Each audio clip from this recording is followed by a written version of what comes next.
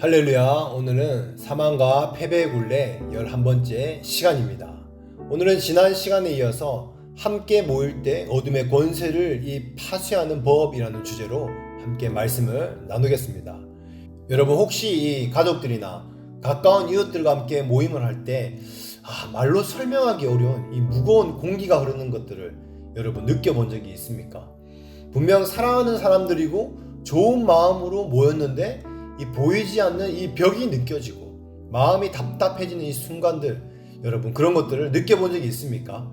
이 반대로 어떤 모임은 들어가기만 해도 마음이 평안해지고 따뜻하고 위로받고 기쁨이 이 샘솟는 그런 모임들도 있기도 합니다. 우리가 주님의 이름으로 함께 모이는 이 예배의 자리, 모든 공동체의 이 모임도 사실은 마찬가지입니다. 우리는 각자의 삶의 이 자리에서 기쁨과 슬픔, 그 기대와 아픔을 안고 이 자리에 다 나아옵니다. 그리고 그곳에서 하늘의 이 위로와 새로운 이 힘을 얻기도 합니다. 그래서 우리는 주님 앞에 기도하며 나아갑니다. 그러나 때로는요, 우리의 이 간절함과 달리 예배 가운데 무거운 이 영적 압박감을 느끼거나 말씀이 마음에 와닿지도 않고 겉으로 이 맴도는 것 같은 그런 경험을 할 때가 상당히 많습니다. 오늘 우리는 그 보이지 않는 이 영적 실체에 대해서 눈을 뜨고자 합니다. 우리의 이 모임을 단순한 만남이 아닌, 그냥 모임이 아닌 하늘의 문을 여는 강력한 영적 현장으로 만들어가기 위해서요, 우리가 함께 무엇을 분별하고 어떻게 싸워야 하는지를 말씀을 통해서 배우며 함께 은혜 나누기를 원합니다. 아멘. 누가복음 5장 15절에서 17절 말씀입니다. 예수의 이 소문이 더욱 퍼짐에 수많은 무리가 말씀도 듣고 자기 병도 고침을 받고자 하여 모여 이르되 예수는 물러가사 한적한 곳에 기도하시니라. 하루는 가르칠 때 갈릴리의 각 마을과 유대와 예루살렘에 온 이 바리새인과 율법 교사들이 앉았는데 병을 고치는 주의 능력이 예수와 함께 하더라. 여러분, 우리 삶의 이 영적 전쟁에는 놀라운 원리가 숨어 있습니다. 바로 우리 자신의 내면에서 하나님을 향한 온전한 순종이 이루어질 때에 비로소 우리 밖의 모든 불순종의 세력들을 다룰 이 거룩한 권세를 얻게 된다는 것입니다. 이는 영적인 이 전쟁의 가장 근본적인 출발점입니다. 내 안의 생각과 감정, 의지가 아주 주님께 온전히 굴복되지도 않은 채 이 외부의 어둠과 싸우려고 하는 것, 갑옷도 없이 무작정 전쟁터에 뛰어든 것 같습니다. 마치 전쟁에 나서는 이 장수가 먼저 자신의 마음을 다스려야 하는 것처럼 우리 영혼의 전쟁도 내면에서 먼저 끝나야 됩니다. 내 생각과 의지와 감정이 온전히 그리스도께 사로잡혀서 내적인 이 평안과 질서가 회복될 때에 우리는 그 승리의 동력을 가지고 다음 단계의 영적 전쟁에 담대하게 나갈 수가 있습니다. 그 다음 단계는 바로 우리가 개인의 영역을 넘어서 함께 모일 때 펼쳐집니다.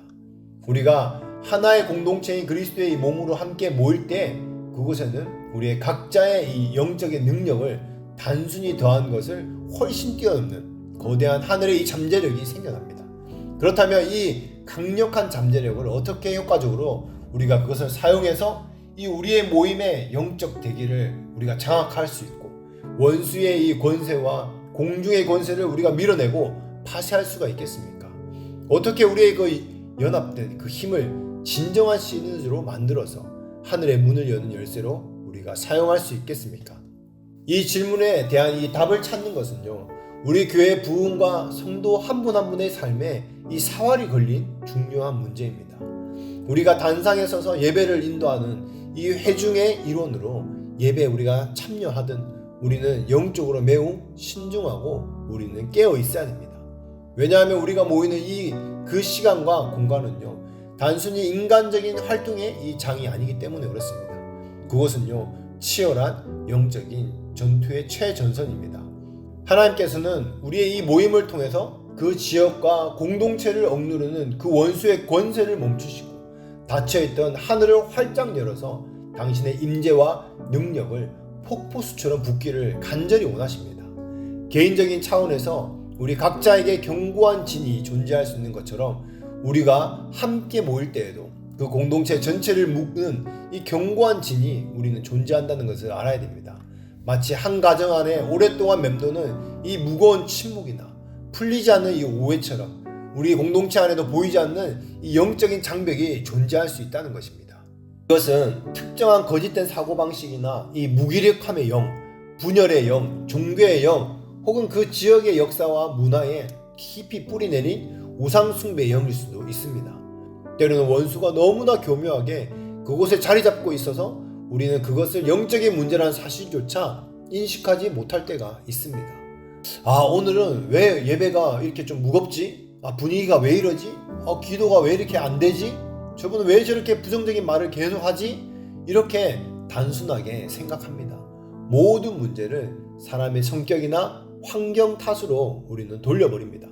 그러나 그 본질은요, 결코 혈과 육의 싸움이 아닌 것입니다. 이것은 영적인 실체와의 싸움입니다. 우리가 하나님의 임재 가운데 함께 모일 때마다 우리는 이 모임이 눈에 보이지 않는 하늘에서 벌어지는 실제적인 전쟁이다, 영적인 전투라는 사실을 우리는 깊이 인식해야 됩니다.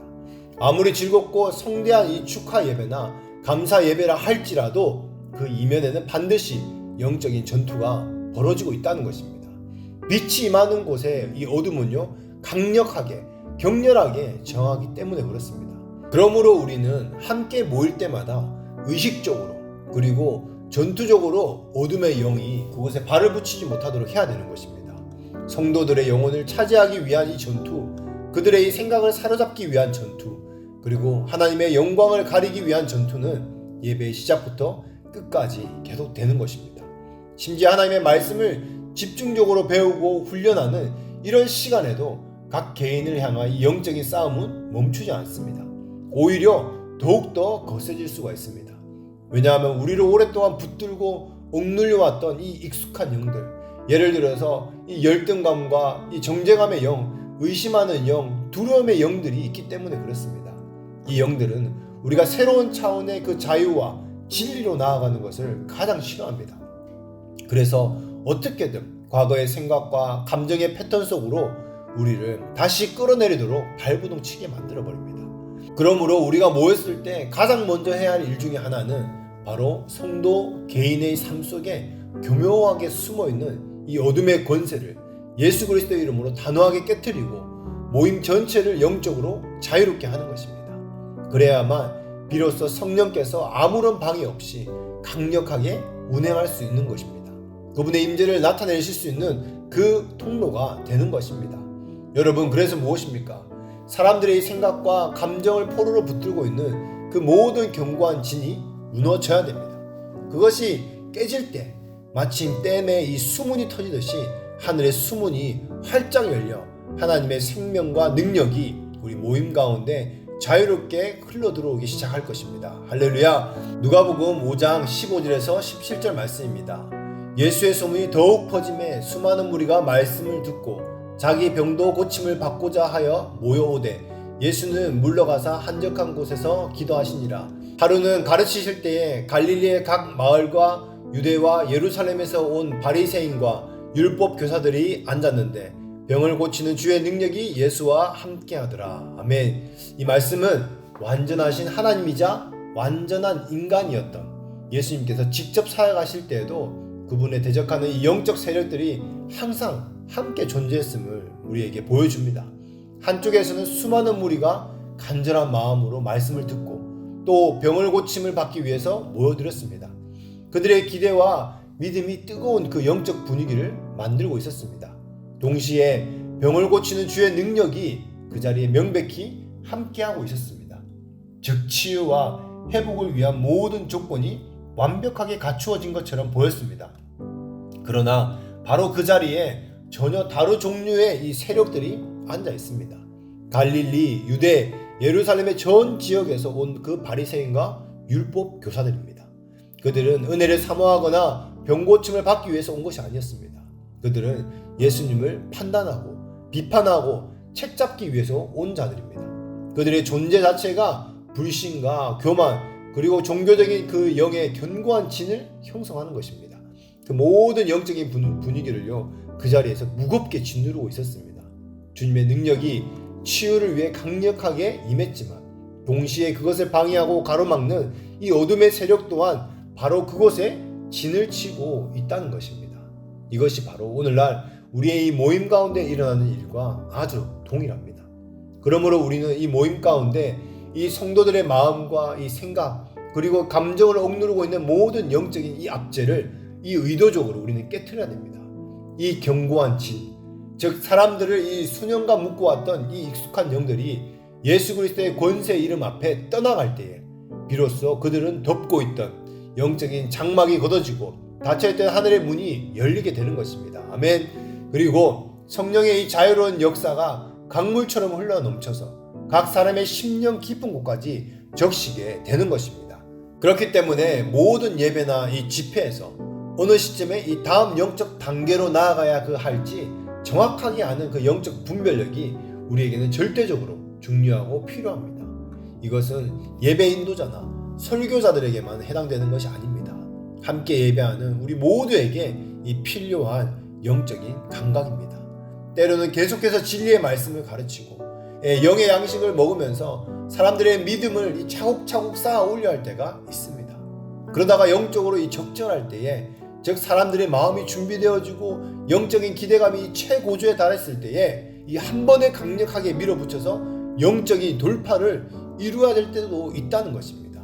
이 견고한 진이 깨어지고 영적인 돌파가 일어나기만 한다면 그때부터 완전히 새로운 차원이 열리게 됩니다. 그 이전까지와는 비교할 수 없는 하나님의 임재가 임하고 그 새로운 영적 차원이 이 사람들의 삶 속으로 곧장 스며들기 시작하는 것입니다.